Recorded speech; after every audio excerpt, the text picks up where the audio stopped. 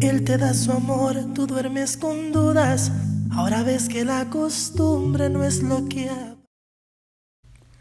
While colonization is described as a process of intrusion into one's land and establishing control over indigenous groups, I argue that the television series Love and Hip Hop is a modern form of colonization.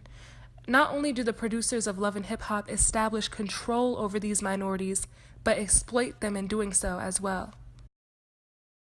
You probably if you had been my real friend, you would have stood up and said something. You're an ungrateful bitch. That's what the you are. You phony ass, fake ass bitch. Scholar Angarat Valdivia argues that Latinas in mainstream media are limited to the stereotypes of rosary-praying maids, devoted mothers, or overly sexual and out of control. This is problematic because no minority should have to resort to either one of these stereotypes.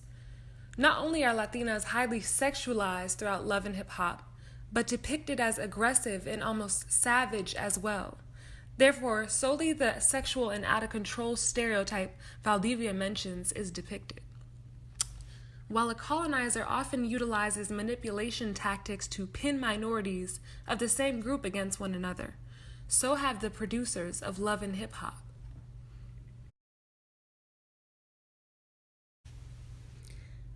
Valdivia argues a cultural polyphony would work against the burden of underrepresentation. As with The Cosby Show, the few available Latinas bear the burden and responsibility of representing all Latinas. Evidently, we decode what we view in the media and often understand it as reality.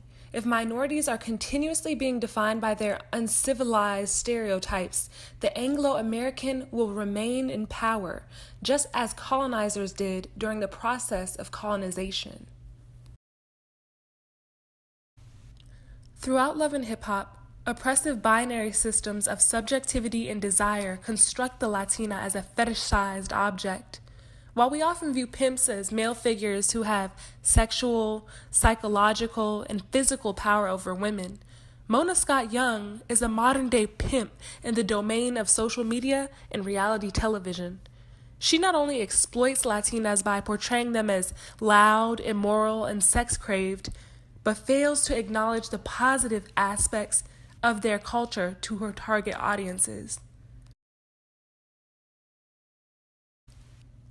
Therefore, this is a newfound form of cultural denunciation. A John is a client who partakes in prostitution by purchasing women for personal pleasure. Well, who are the Johns in this case, you may ask? We are the Johns. Society itself is a congregation of Johns who feed into what the media gives out. Of course, it is fascinating to us, but in reality it shouldn't be due to the underlying connections of oppression and subjectivity. Went down. It's as amazingly incredible as it may seem. This is the stuff that happens. So all I did was really pull back the curtain and focus the camera on a specific slice of the population living a specific life in this specific world, right? Just as a pimp expresses no remorse for exploiting their subjects, Mona Scott Young expresses no sign of remorse for exploiting minorities throughout the series as well. Scott states, "This is the stuff that really happens. All I did was pull back the curtain and focus on a specific group of the population living a specific life in the specific world. Not only are Latinas barely visible in American media, but when they are, it's for all the wrong reasons." As Scott, quote-unquote, pulls back the curtain, she not only depicts a falsified image of Latinas as savages, but transforms their bodies into hyper-commodified objects as well. My research not only examines the problem of misrepresentation of Latinidad itself, but addresses the harmful repercussions of depicting Latinas as strictly sexual and more so unintelligible in American society. In terms of the effects of colonization upon indigenous tribes, the natives were usually captured, killed, or made ill by diseases colonizers brought to the land. While Latinas are being depicted in this stereotypical manner throughout the series, their culture is being plagued by misrepresentation. Of a certain minority is not an issue. In fact, it should be embraced. However, when a culture becomes strictly reduced to their sexuality, that is what they are then labeled as.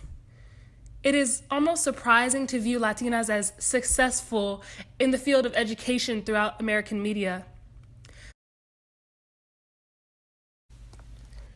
Not only does Mona Scott Young continuously portray Latinas as hypersexualized and savage beings, but paves the way for audiences who lack information on the culture itself to mock and degrade the subjects presented. The Latino and Latina subjects throughout the media then become reflective of the entire culture. This is a cyclical form of oppression as it occurs continuously in American media. Unfortunately, the oppressor is often unaware of their own oppression. Therefore, she claims that it is simply a closed curtain which she is unveiling of truth. No, these demeaning stereotypes do not lie behind a closed curtain. They lie within the mental of the oppressor.